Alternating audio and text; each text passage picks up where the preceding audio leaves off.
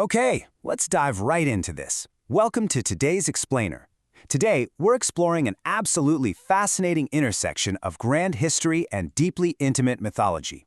We're heading over to the city of Pandharpur in Maharashtra, India, to unpack a really unique tale of two temples dedicated to the deity of Vithoba. One is the sprawling, monumental center of pilgrimage, and the other? Well, it's a quiet, hidden former mansion. And together, they tell a pretty incredible story about the true nature of devotion. Just to wrap our heads around the sheer scale we're dealing with here, picture the year 1108 CE. That's when the foundational construction of the main Vithoba Temple was actually kicked off by the Hoysala Empire. So we're looking at a staggering 900-year-old legacy of worship, literally carved in stone. But here's the real hook. For all that massive history, the core mystery of this giant temple actually comes down to a very human question. What makes a deity wait on a single brick for over 900 years? Section 1. The Heart of Pandharpur.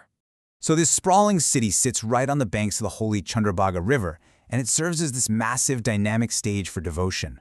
Millions of pilgrims, known as Warkaris, walk from their homes in these giant processions to gather here every year, especially on the holy days of Aashadhi and Aashadhi Ekadashi.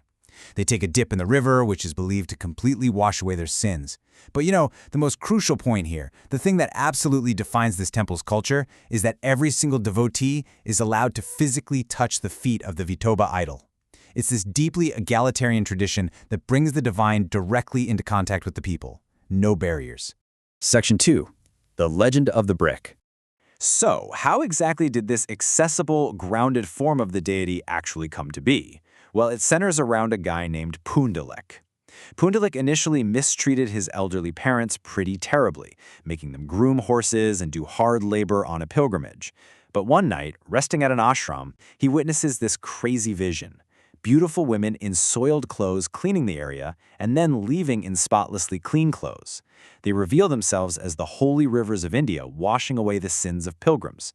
But then they deliver this really stern rebuke to him. They say, "But oh Pandharpur, you, with your ill treatment of your parents, are the greatest sinner of them all." And man, that sparked a massive transformation in him. Pandharpur completely flipped the script. He changed his ways and dedicated himself entirely to serving his parents. Now here's where it gets really interesting. Lord Krishna was so impressed by this newfound devotion that he actually came to visit him. But Pandharpur was busy serving his parents their food.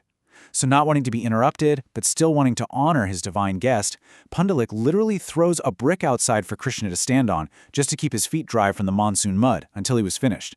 Think about that for a second. He made a god wait outside in the mud because he had chores to do for his parents?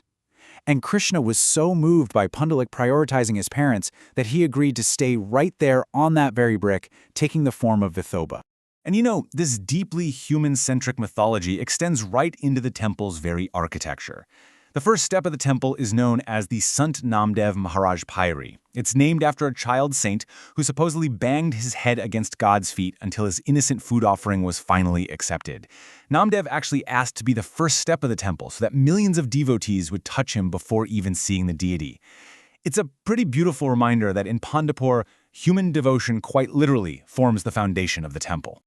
Section 3. Inside the Grand Temple. Stepping inside the physical space is just a marvel of architectural evolution. Through the centuries, you can see the temple expanding, featuring Deccan-style architecture, dome motifs, and these gorgeous lobed arches. We've got the initial Hoysala construction in 1108, gateways added by kings around 1237, and inscriptions detailing its expansion well into the 1600s. But fast forward to 2014, and the temple made some major modern history. It broke centuries of strict tradition to become the first temple in India to officially invite women and people from lower castes to serve as priests. Talk about a massive milestone for social progress happening right within ancient walls. And the daily rhythm inside? It treats the idol not just as a piece of stone, but as a living, breathing entity. The day kicks off at 3 a.m. to awaken the deity, followed by a luxurious bath in 5 sweet goods, stuff like milk and honey. Then, there's a private midday meal where the doors are closed to the public, and finally at 10 p.m., a special ceremony to put the deity to sleep. It is a highly structured, majestic routine for a deity worshipped by absolute millions. Section 4. The Hidden Tak-Pithe Temple. Now, remember I said this was a dual tale?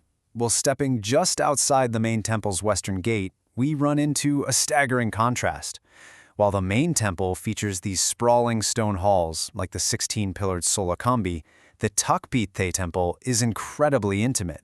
Actually, it's a former two-story mansion, or a wada, built with wooden pillars and a really modest courtyard. It honestly feels a whole lot less like a monument and way more like a family home. Section 5. A devotee's stale buttermilk. The reason it feels so much like a home is because of a deeply personal legend starring a fiercely devoted woman named Ramabai. She lived in this very mansion and was a huge devotee of Vithoba, taking a ball of butter to the main temple every single day for the deity. While her husband, Namdev, not the child saint we mentioned earlier, but her husband, grew pretty angry at her daily absences and actually left for Kashi to become a monk. Following some very strict domestic customs of the time, Ramabai vowed not to eat a single bite until her husband did. Days passed and she pushed her health to the absolute brink of collapse. Seeing her failing health, Vithoba became incredibly restless. According to the source texts, the deity actually appeared at her doorstep in the form of a hungry child, pleading with her, "I am very hungry, give me something to eat, but I will only eat if you feed me with your own hands." But Ramabai had almost nothing left in her house. Literally, all she had was Tak-Pithe, which is this incredibly humble, meager mixture made from stale buttermilk and roasted grain flour. She mixed it up in a simple stone pot. I mean, think about the stark contrast here to the rich panchamritha, the milk, ghee, and honey offered over at the Grand Temple. But this simple food, it was offered with absolute pure devotion. And as she fed the child this simple Tak-Pithe, the child suddenly revealed his divine form as Vithoba. Her joy was boundless, and in that exact moment, her husband arrived at the door, apologized for his anger, and together they asked the deity to stay. Vithoba agreed to reside in their home forever, earning the name Tak-Pithe Vithoba, literally the Vithoba who eats stale buttermilk flour. Section 6. Devotion through the ages. So how do these two temples, one born of a son's devotion to his parents, the other of a wife's humble offering, interact today? What's really beautiful is how perfectly they mirror each other. Today, the grand main temple still offers a ball of butter to Vithoba's mouth every single morning, specifically to honor that humble devotee, Ramabai. Meanwhile, the tiny, intimate Tak-Pithe temple treats its idol with the exact same majestic respect as the main temple, replicating the daily schedule from the 3 a.m. awakening all the way to the 10 p.m. sleep.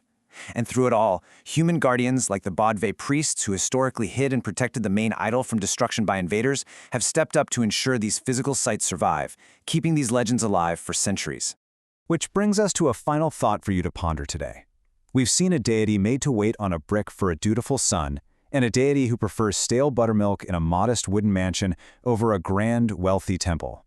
So, whether grandly scaled for millions or intimately tucked inside a family home, what does the architecture of our sanctuaries really say about the nature of human devotion? It seems that, in Pandharpur, the grandest miracles happen in the most humble of human moments. Thanks so much for joining me on this explainer, and keep questioning the history around you.